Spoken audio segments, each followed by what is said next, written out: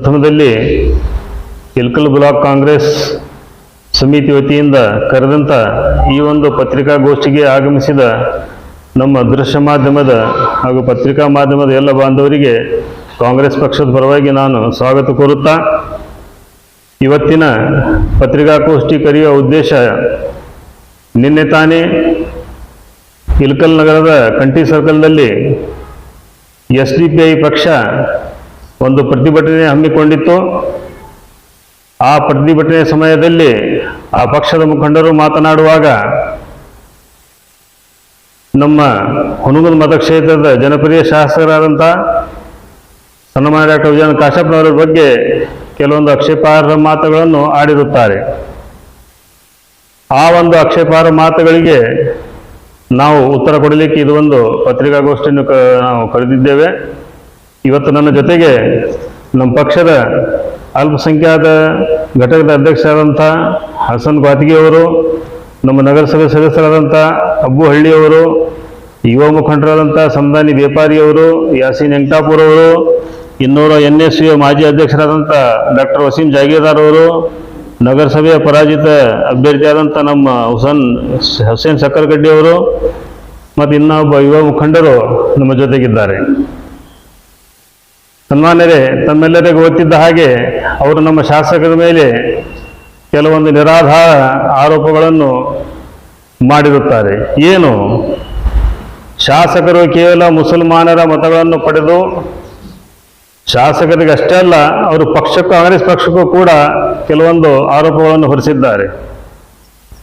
ಅದರ ಬಗ್ಗೆ ನಾನು ಏನು ಹೇಳಲು ಬಯಸುತ್ತೇನೆ, ಕಾಂಗ್ರೆಸ್ ಪಕ್ಷವಾಗಲಿ, ವಿಶೇಷವಾಗಿ ನಮ್ಮ ಹುನಗುಂದ ಮತಕ್ಷೇತ್ರ ಶಾಸಕರಾದಂಥ ಡಾಕ್ಟರ್ ವಿಜಯ್ ಕಾಶಪ್ಪನವರಾಗಲಿ, ಯಾವತ್ತೂ ಮುಸ್ಲಿಮರ ಪರವಾಗಿ ಮುಸ್ಲಿಮರಿಗೆ ಏನೇ ಸಮಸ್ಯೆಗಳು ಬಂದಾಗ, ಯಾವುದೇ ಸಮಸ್ಯೆ ಬಂದಾಗ ಅದು ಸ್ಥಳೀಯದ ಮಟ್ಟದಲ್ಲಿ ಆಗಿರಲಿ, ರಾಜ್ಯ ಮಟ್ಟದರಾಗಿರಲಿ, ರಾಷ್ಟ್ರ ಮಟ್ಟದ್ದಾಗಿರಲಿ, ಯಾವಾಗಲೂ ಅಲ್ಪಸಂಖ್ಯಾತರ ಪರವಾಗಿ ಸ್ಟ್ಯಾಂಡ್ ತಗೋತಾ ಬಂದಿರುತ್ತದೆ. ಈಗ ಸ್ಥಳೀಯ ವಿಷಯಕ್ಕೆ ಬಂದಾಗ, ಈ ಒಂದು ವಕ್ಫ್ ಅಮೆಂಡ್ಮೆಂಟ್ ಬಿಲ್ ಏನು ತಂದಿದೆ, ಅದು ತಂದಿರೋದು ಕೇಂದ್ರದಲ್ಲಿ BJP ನೇತೃತ್ವದ NDA ಸರ್ಕಾರ ತಂದಿರೋದು, ಅದು ಕಾಂಗ್ರೆಸ್ ಪಕ್ಷ ತಂದಿರೋದು ಅಲ್ಲ. ಈಗಾಗಲೇ ನಮ್ಮ ರಾಷ್ಟ್ರ ನಾಯಕರು ಅದನ್ನು ಪ್ರಬಲವಾಗಿ ವಿರೋಧಿಸಿದ್ದಾರೆ. ಅವರು ವಿರೋಧಿಸಿದ್ದಕ್ಕೆ ಮಾತ್ರ ಅದು JPCಗೆ ಕೊಡಲಾಗಿದೆ, ಇಲ್ಲಾಂದರೆ ಅದು ಪಾಸ್ ಆಗಿ ಹೋಗ್ಬಿಡ್ತಿತ್ತು. ಮತ್ತು ಇಡೀ ಕಾಶ್ಮೀರದಿಂದ ಕನ್ಯಾಕುಮಾರಿವರೆಗೆ ನಮ್ಮ ಮುಸ್ಲಿಂ ಬಾಂಧವರು ವಕ್ಫ್ ಪ್ರಾಪರ್ಟಿ ಉಳಿಸಲಿಕ್ಕೆ, ಈ ಒಂದು ಕಾನೂನನ್ನು ವಿರೋಧಿಸಲಿಕ್ಕೆ ಈಗಾಗಲೇ ಸೋಷಿಯಲ್ ಮೀಡಿಯಾ ಮುಖಾಂತರ ಅಭಿಯಾನವನ್ನು, ಇಮೇಲ್ ಮುಖಾಂತರ ಕೋಟ್ಯಾಂತರ ಜನರು ಈಗಾಗಲೇ ಇಮೇಲನ್ನು JPCಗೆ ಕಳಿಸಿರುತ್ತಾರೆ. ಇಳಕಲ್ಗೆ ಬಂದಾಗ, ಇಳಕಲ್ದಲ್ಲಿಯೂ ಕೂಡ ನಮ್ಮ ಅಲ್ಪಸಂಖ್ಯಾತ ಮುಖಂಡರು ಓಣಿಗೆ ಅಡ್ಡಾಡಿ, ಮನೆಗೆ ಅಡ್ಡಾಡಿ, ನಾವು ಕೂಡ ಜುಮ್ಮಾ ದಿವಸ, ಶುಕ್ರವಾರ ದಿವಸ ಮಸೀದಿಯಲ್ಲಿ ಎಲ್ಲ ಮುಸಲ್ಮಾನರನ್ನು ಇದರ ಬಗ್ಗೆ ಈ ಒಂದು ಅಮೆಂಡ್ಮೆಂಟ್ ಅನ್ನು ವಿರೋಧಿಸಲಿಕ್ಕೆ ನಾವು ಅವರಿಗೆ ಪ್ರೇರಣೆ ಕೊಟ್ಟಿದ್ದೀವಿ. ಎಲ್ಲರೂ, ಮಹಿಳೆಯರು, ಪುರುಷರು, ಎಲ್ಲರೂ ಅವರಿವರನ್ನದೇ ಎಲ್ಲರೂ ಇದನ್ನು ವಿರೋಧ ಮಾಡ್ತಾ ಇದ್ದಾರೆ.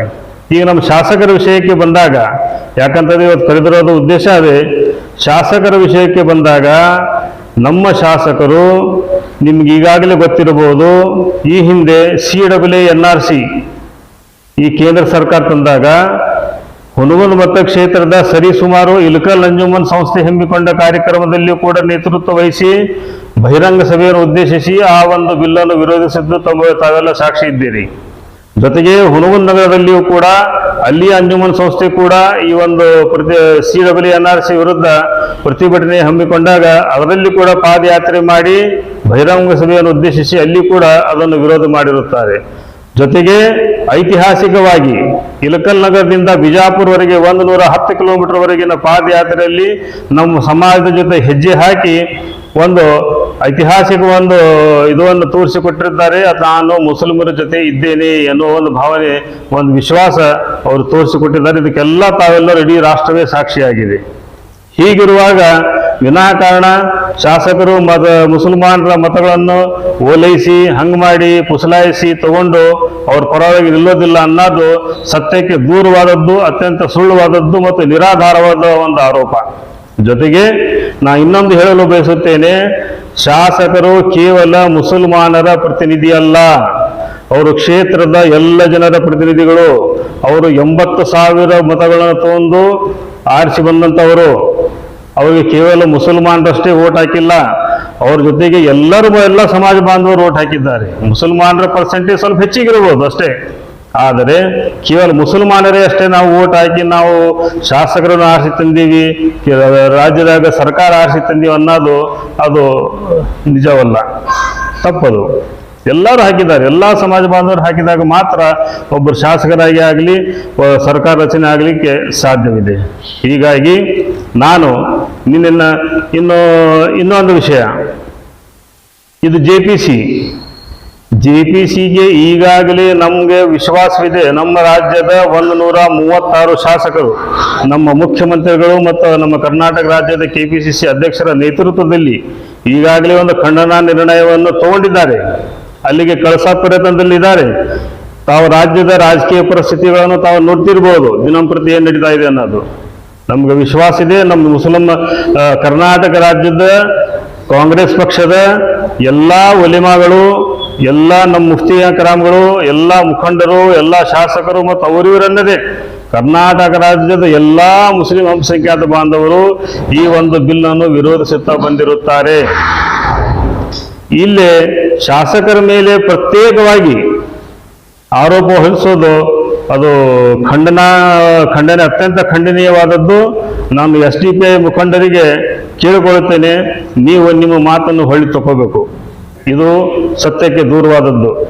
ಶಾಸಕರು ಯಾವಾಗಲೂ ಅಲ್ಪಸಂಖ್ಯಾತರ ಏನೇ ಸಮಸ್ಯೆ ಬಂದಿರಪ್ಪ ಅಂತಂದ್ರೆ ಅವರು ನಮ್ಮ ಜೊತೆಗೆ ನಿಂತಿರುತ್ತಾರೆ, ಮುಂದೂ ನಿಲ್ಲುತ್ತಾರೆ ಅನ್ನೋದು ವಿಶ್ವಾಸ ನಮಗಿದೆ. ಇನ್ನೊಮ್ಮೆ ನಾನು SDPI ಮುಖಂಡರಿಗೆ ನಾನು ಮಾಡ್ಕೊಳ್ತಾ ಇದ್ದೇನೆ, ಎಚ್ಚರಿಕೆನೂ ಕೊಡ್ತಾ ಇದ್ದೇನೆ. ನೀವು ಶಾಸಕರಿಗೆ ನಿಮ್ಮ ವೈಯಕ್ತಿಕ ಕಾರಣಗಳಿಂದ ನಿಡಬಾರಕ್ಕೆ ಯಾವುದೇ ಒಂದು ಇದರಲ್ಲಿ ನೀವು ಎಳೆದು ತಂದು ಅವರಿಗೆ ತೇಜೋವಧೆ ಮಾಡಬಾರ್ದು ಅಂತ ಮತ್ತೊಂದು ಪ್ರಯತ್ನ ನಾವು ಮಾಡಿದಲ್ಲಿ ಮತ್ತು ನಾವು ಕಾಂಗ್ರೆಸ್ ಪಕ್ಷದಿಂದ ನಿಮ್ಮ ವಿರುದ್ಧ ಹೋರಾಟ ಮಾಡಬೇಕಾಗುತ್ತೆ ಅನ್ನೋದು ಒಂದು ಮಾತೊಂದು ಹೇಳುತ್ತಾ ನನ್ನ ಮಾತನ್ನು ಮುಗಿಸ್ತಾ ಇದ್ದೇನೆ. ಇದನ್ನೇ ನಮ್ಮ ಡೆಮೊಕ್ರೆಟಿಕ್ ಪಾರ್ಟಿ ಆಫ್ ಇಂಡಿಯಾದ ಒಂದು ಪ್ರತಿಭಟನೆಯಲ್ಲಿ ಆ ಪಕ್ಷದ ಮುಖಂಡರಾದ ರಂಜಾನ್ ಕಡಿವಾಲ್ ಇವರು ಹುನಗುಂದ ಮತಕ್ಷೇತ್ರದ ಶಾಸಕರ ಮೇಲೆ ಒಂದು ಆರೋಪವನ್ನು ಮಾಡಿದ್ದಾರೆ. ಈ ಕರಾಳ ಕಾನೂನೇನು BJP ಸರ್ಕಾರ ತಂದಿದೆ ಅದರ ವಿರುದ್ಧ ಶಾಸಕರು ಇಲ್ಲ ಅದರ ಪರವಾಗಿದ್ದಾರೆ ಅನ್ನೋ ಥರ ಹೇಳಿದ್ದಾರೆ. ನಾನು ಅವರಿಗೆ ಹೇಳಲಿಕ್ಕೆ ಬಯಸ್ತೇನೆ, ಈ ರಾಜ್ಯದಲ್ಲಿ ಮುಸ್ಲಿಮರ ಮೇಲೆ ಯಾವಾಗಾದರೂ ಅನ್ಯಾಯ ಆದಾಗ, ದೌರ್ಜನ್ಯ ಆದಾಗ ಮೊದಲ ಧ್ವನಿ ಎತ್ತೋ ಏಕೈಕ ರಾಜಕೀಯ ಮುಖಂಡರು ಮತ್ತು ನಾಯಕರಂದ್ರೆ ಅದು ನಮ್ಮ ಮತಕ್ಷೇತ್ರದ ಶಾಸಕರಾದಂಥ ಡಾಕ್ಟರ್ ವಿಜಯಾನಂದ್ ಕಾಶಪ್ಪನವರು. ಅದು ಯಾಕೆ ಈ ಮಾತನ್ನು ಹೇಳ್ತಾ ಇದ್ದೀನಿ ಅಂದ್ರೆ, ಹಿಂದಿನ BJP ಸರ್ಕಾರ ಮುಸ್ಲಿಮರಿಗೆ ಸಿಕ್ತಿರತಕ್ಕಂಥ 4% ರಿಸರ್ವೇಶನ್ ಅನ್ನ ಕಿತ್ತು ಹಾಕಿತು. ಅದು ಕಿತ್ತು ಹಾಕಿ ಲಿಂಗಾಯತ ಸಮುದಾಯಕ್ಕೆ ಕೊಡುವಾಗ ಆ ಕಾನೂನಿನ ಬಿಲ್ಲನ್ನ ಬಹಿರಂಗವಾಗಿ ಹರಿದು ಹಾಕಿ ಅದನ್ನ ವಿರೋಧಿಸಿರುವುದು ಇದೇ ನಮ್ಮ ಮತಕ್ಷೇತ್ರದ ಶಾಸಕರಾದ ಡಾಕ್ಟರ್ ವಿಜಯಾನಂದ್ ಕಾಶಪ್ಪನವರು. ಆರೋಪ ಮಾಡೋಕೆ ಚಟ ಇರ್ತದೆ ಕೆಲವು ಜನಕ್ಕೆ, ಆ ಚಟಕ್ಕೋಸ್ಕರ ಆರೋಪ ಮಾಡಬಾರ್ದು. ಸತ್ಯಾಸತ್ಯತೆಯನ್ನ ಅರಿತು ಮಾತನಾಡಿದ್ರೆ ಒಳ್ಳೆಯದು. ಈ ಕಾನೂನನ್ನ ಬಹಿರಂಗವಾಗಿ ಲೋಕಸಭೆಯಲ್ಲಿ ಕಾಂಗ್ರೆಸ್ ಪಕ್ಷ ವಿರೋಧಿಸಿದೆ. ಕಾಂಗ್ರೆಸ್ ಪಕ್ಷದ ಉನ್ನತ ನಾಯಕರಾದಂಥ ಶ್ರೀಯುತ ರಾಹುಲ್ ಗಾಂಧಿ ಅವರು ಕೂಡ ವಿರೋಧಿಸಿದ್ದಾರೆ. ಇಡೀ ದೇಶದಲ್ಲಿ ಅಲ್ಪಸಂಖ್ಯಾತರ ಪರವಾಗಿ, ದೀನದಲಿತರ ಪರವಾಗಿ, ಹಿಂದುಳಿದವರ ಪರವಾಗಿ ಹೋರಾಡುವಂತ ನಾಯಕ ಅದು ರಾಹುಲ್ ಗಾಂಧಿ ಮತ್ತು ಕಾಂಗ್ರೆಸ್ ಪಕ್ಷ. ಸುಮ್ಮನೆ ಏನೋ ಆರೋಪ ಮಾಡೋದಿದೆ ಅಂತೇಳಿ ಆರೋಪ ಮಾಡಬಾರ್ದು. ನಾನು ಮುಖಂಡರಿಗೆ ಹೇಳಿಕ್ ಬಯಸ್ತೀನಿ, ಇದು ಕೊನೆ. ಇನ್ನೊಂದು ಸಾರಿ ನೀವು ಸತ್ಯವನ್ನು ಅರಿಯದೆ ನಮ್ಮ ಮತಕ್ಷೇತ್ರದ ಶಾಸಕರ ಮೇಲೆ ವಿನಾಕಾರಣ ಆರೋಪ ಮಾಡಿದ್ದೆ ಆದ್ರೆ ನಾವು ಮತ್ತು ನಿಮ್ಮ ಬಗ್ಗೆ ನಾವು ಮಾತನಾಡಬೇಕಾಗುತ್ತದೆ. ಯಾಕಂದ್ರೆ ನೀವೊಂದು ಪಕ್ಷ ಇರ್ಬೋದು, ಏನಾಯ್ತು ನಿಮ್ಮ ಪಕ್ಷದ ಒಬ್ಬ ಅಭ್ಯರ್ಥಿ ಆರಿಸಿ ಬಂದು BJP ಜೊತೆ ಹೋದ, ಇದೇ ಮಂಗಳೂರು ಭಾಗದಲ್ಲಿ BJP ಜೊತೆ ಹೋಗಿ ಅಧಿಕಾರ ಹಿಡಿದ. ಯಾಕೆ ನೀವು ನಮ್ಮ ಪದೇ ಕಾಂಗ್ರೆಸ್ನವ್ರ ಬಗ್ಗೆ ಮಾತಾಡ್ತೀರ? ನಮಗೆ ಅಧಿಕಾರ ಅರ್ಥ ಆಗ್ತಾ ಇಲ್ಲ. BJP ಅವ್ರು ಮಾಡ್ತಾ ಇರೋದು ಗೊತ್ತಾಗ್ತಾ ಇಲ್ವಾ ನಿಮ್ಗೆ? ಕೇವಲ ಕಾಂಗ್ರೆಸ್ ಪಕ್ಷದವರು ಅಷ್ಟೇ ಸಿಗ್ತಾರಾ? ಶಾಸಕರ ಬಗ್ಗೆ ಏನ್ ಮಾಡಿದಾರೆ ಅಂತ ಕೇಳ್ತಾರೆ. ಏನ್ ಬೇಕು ಹೇಳಿ ನಿಮಗೆ? ದಾಖಲಾತಿ ನಾನು ಕೊಡಲು ಸಿದ್ಧರಿದ್ದೇನೆ. ನೀವು ಯಾರಾದ್ರೂ ಬಹಿರಂಗ ಚರ್ಚೆಗೆ ಬಂದ್ರೆ ನಾನು ಬರಲು ಸಿದ್ಧನಿದ್ದೀನಿ. ಕಾಂಗ್ರೆಸ್ ಪಕ್ಷದ 2013ರಿಂದ 18ರವರೆಗೆ ಈ ಕ್ಷೇತ್ರದ ಶಾಸಕರಾಗಿರ್ತಕ್ಕಂಥ ವಿಜಯಾನಂದ ಕಾಶ್ಯಪ್ನವರು ನಮ್ಮ ಸಮುದಾಯಕ್ಕೆ ಏನು ಕೊಡುಗೆ ಕೊಟ್ಟಿದ್ದಾರೆ, ಈಗ ಮತ್ತೆ 1 ವರ್ಷ ಆಯ್ತು ಅವ್ರು ಬಂದು. ಈ 1 ವರ್ಷದಲ್ಲಿ ಸಮುದಾಯಕ್ಕೆ ಏನ್ ಕೊಡ್ಬೇಕು, ಏನ್ ಕೊಟ್ಟಿದ್ದಾರೆ, ನಾನು ಅದನ್ನ ದಾಖಲಾತಿ ಮುಖಾಂತರ ಕೊಡ್ಲಿಕ್ಕೆ ಬಯಸ್ತೇನೆ. ಸುಮ್ಮನೆ ಇಲ್ಲ ಸಲ್ಲದ ಆರೋಪವನ್ನ ಮಾಡೋದನ್ನ ಬಿಡಿ. ಈ ಕ್ಷೇತ್ರ ಅಭಿವೃದ್ಧಿ ಪಥದತ್ತ ಹೋಗ್ತಾ ಇದೆ. ನಮ್ಮ ಮತಕ್ಷೇತ್ರದ ಶಾಸಕರಾದಂತ ಡಾಕ್ಟರ್ ವಿಜಯಾನಂದ ಕಾಶ್ಯಪ್ನವರವರು ಸರ್ವ ಸಮುದಾಯ, ಕೇವಲ ಮುಸ್ಲಿಂ ಒಂದೇ ಅಲ್ಲ, ಯಾರು ಸಮಾಜದಲ್ಲಿ ತುಳಿತಕ್ಕೊಳಗಾಗಿದ್ದಾರೆ, ಯಾರು ನೊಂದಿದ್ದಾರೆ, ಯಾರು ಬೆಂದಿದ್ದಾರೆ, ಅವ್ರ ಜೊತೆ ಸದಾ ನಿಲ್ತಾರೆ. ವಿಶೇಷವಾಗಿ ಮುಸ್ಲಿಂ ಸಮಾಜದ ಮೇಲೆ ಹೆಚ್ಚು ಪ್ರೀತಿ ಇದೆ ಅಂತೇಳಿ ಎಲ್ಲಾ ಸಾರಿನೂ ಏನಿದೆ ಬಹಿರಂಗವಾಗಿ ಹೇಳಕ್ ಆಗೋದಿಲ್ಲ. ಕೆಲವು ವಿಷಯಗಳನ್ನ ಬಹಿರಂಗವಾಗಿ ತೋರಿಸ್ಬೇಕಾಗುತ್ತೆ, ಕೆಲವು ವಿಷಯಗಳನ್ನ ಬಹಿರಂಗವಾಗಿ ತೋರಿಸದೇ ಇರ್ಬೇಕಾಗ್ತದೆ. ಯಾಕಂದ್ರೆ ಒಂದು ಮನೆಯಲ್ಲಿ ಒಂದು ತಾಯಿಗೆ 4 ಮಕ್ಕಳು ಇರ್ತವೆ. ಆ 4 ಮಕ್ಕಳು ತಾಯಿ ಒಂದೇ ಸಮಾನ ಪ್ರೀತಿ ತೋರ್ಸಕ್ ಆಗಲ್ಲ, ಹೆಚ್ಚು ಕಡಿಮೆ ಆಗ್ತದೆ. ಅದನ್ನು ಸರಿದೂಗಿಸ್ಕೊಂಡು ಹೋಗುವಂತ ಜವಾಬ್ದಾರಿ ನಮ್ದಿದೆ. ಮತ್ತು ಶಾಸಕರು ನಮ್ಮ ಜೊತೆ ಅವಿನಾಭಾವ ಸಂಬಂಧದಲ್ಲೇ ಇದ್ದಾರೆ. ಶಾಸಕರೇ ನಮ್ಮ ಸಮಾಜ ಬಿಟ್ಟಿಲ್ಲ, ನಮ್ಮ ಸಮಾಜದ ಪರವಾಗಿ ಸದಾ ಮಾತಾಡ್ತಾರೆ. ಆದ್ದರಿಂದ ನಾನು ಈ ಒಂದು ಪತ್ರಿಕಾ ಮುಖಾಂತರ SDPI ಪಕ್ಷದ ನಾಯಕರಿಗೆ ವಿನಂತಿ ಏನಂತಾರೆ ತಿಳ್ಕೊಳ್ಳಿ, ಇಲ್ಲ ಎಚ್ಚರಿಕೆ ಆದಂತೂ ತಿಳ್ಕೊಳ್ಳಿ.